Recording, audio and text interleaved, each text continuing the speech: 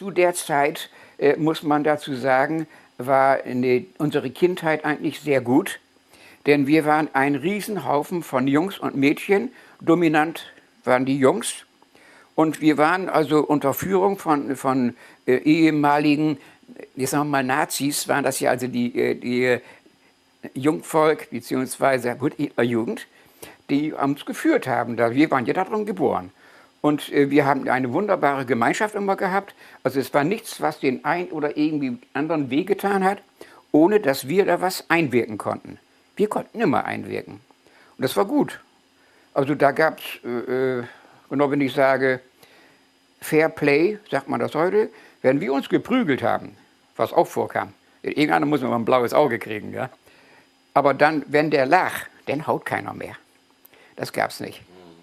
Das sind ganz andere Voraussetzungen gewesen. Das kann man mit heutiger Zeit überhaupt nicht vergleichen. Das war ja auch Kriegszeit. Wir waren von den Schulen evakuiert in ländlichen Gebieten.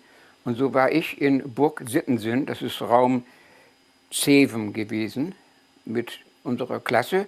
Ich war mit einem anderen Kollegen, mit Hermann Mittelstedt, auf ein Gut, das nannte sich Burg Sittensen. Das war ein Riesenanwesen.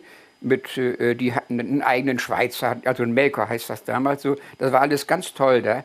Und da lagen auch deutsche Soldaten, deutsche Truppen. Und leider mussten wir miterleben, wie die englischen Tiefflieger kamen und haben dann den Wald abrasiert, womit die deutschen Soldaten alle tot waren. Da sind Erinnerungen drin, die passen gar nicht mit einer Landschaft heutzutage, wenn man das erzählt. Wir sind natürlich von den Nazis in der Schule und wie auch immer so erzogen, dass wir Heil Hitler, das war unser Rechtshänder musste man sein. Ich bin gebürtiger Linkshänder, das geht nicht. Man schreibt mit rechts und nicht mit links. Also wurde ich umgetrimmt auf rechts. Deswegen kann ich auch noch nie, bis jetzt immer noch nicht richtig schreiben. Ist nichts von geworden. Naja, wie auch immer. Die Einwirkung als solches war schon, dass man uns erzählte, ja, ein Schwarzer ist kein Mensch, ist ein Untermensch. Als dann aber die Alliierten hier waren, da war ich ja dann schon 11 und zum ersten Mal dann vor mir einen Schwarzen sah, ein Afrikaner, da fiel für mich eine Welt zusammen. Die Welt brach zusammen, denn ich musste feststellen, der Schwarze ist ein Mensch, was man uns ja aberzogen hat. Wir sollten das sind ja alles Untermenschen, genau wie die Juden irgendwo. Das haben wir schon mitgekriegt, was da damals gelaufen war. Denn die HJ, Hitlerjugend, war ich ja schon im Jungvolk mit bei. Das ging ja gerade mit dem 10. Lebensjahr, konnte ich noch gerade da im Jungvolk. Wir haben uns danach gedrängelt, dabei zu sein. Das war ja auch bei uns gegeben in der Kindheit, anhand der Erziehung. Wir konnten ja nicht anders denken. Es ist eine Erziehung, wo man drin ist, man kommt nicht raus. Das muss man auch so verstehen. Es ist eben so. Und dann merkt man später, wenn das alles vorüber ist, wie schon gesagt mit den Schwarzen, das ist ja ein Mensch, bricht die Welt zusammen. Ja, und dann kam das Neue. Das war das Kapitel zu Ende, Krieg. Ja, das Elternhaus, ein bisschen schwierig gewesen, sagen wir mal. Meine Eltern sind 20 Jahre auseinander. Mein Vater hat mich in die Welt gesetzt, er war 60, wurde dementsprechend 20 Jahre jünger. Die Ehe war nicht ganz so ideal, das waren aber die Einwirkungen auch von meinem Daddy.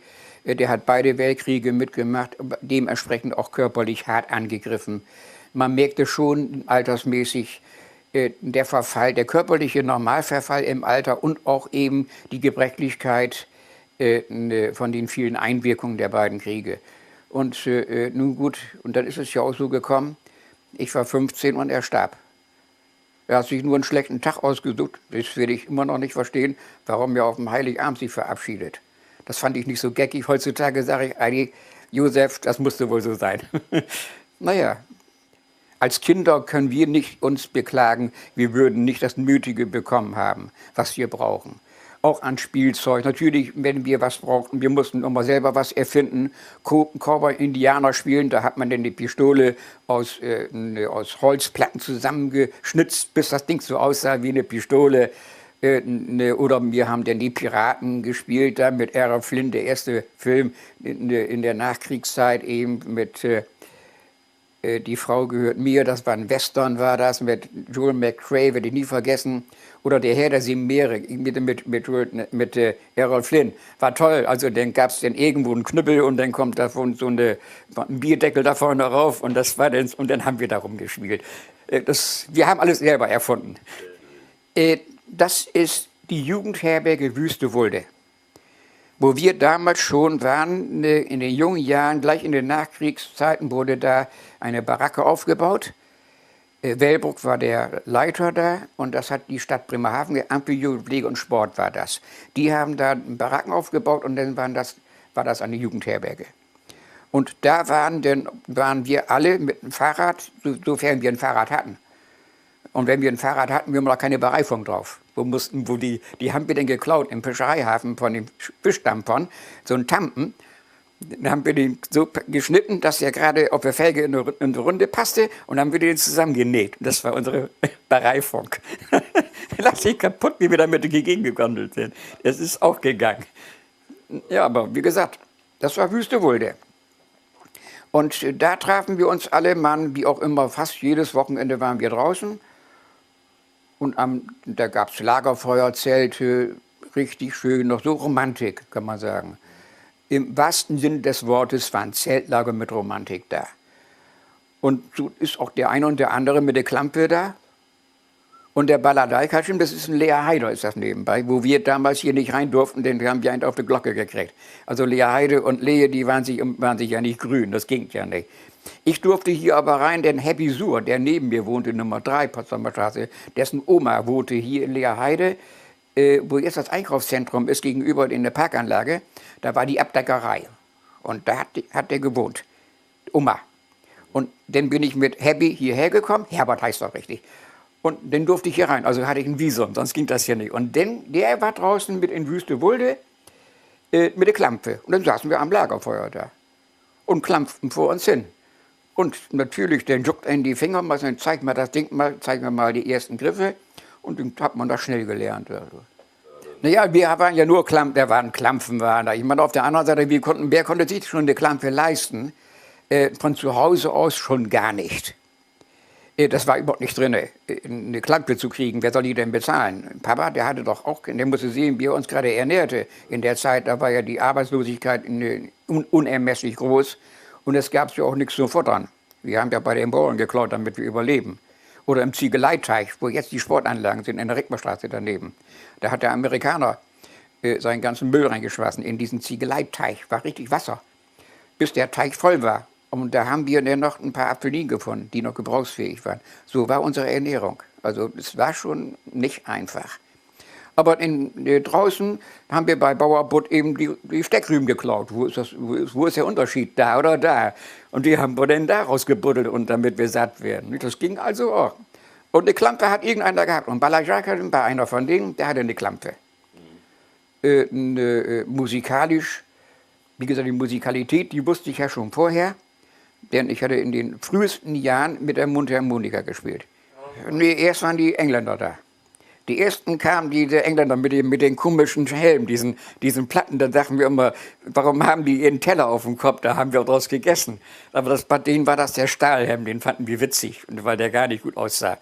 Und kurze Zeit darauf zogen die ab und dann ging das hier unter amerikanische Führung. Wir haben da gute Erfahrungen gemacht mit den Amerikanern. Denn die waren, wo jetzt das Stadthaus, die Kaserne, da waren die stationiert.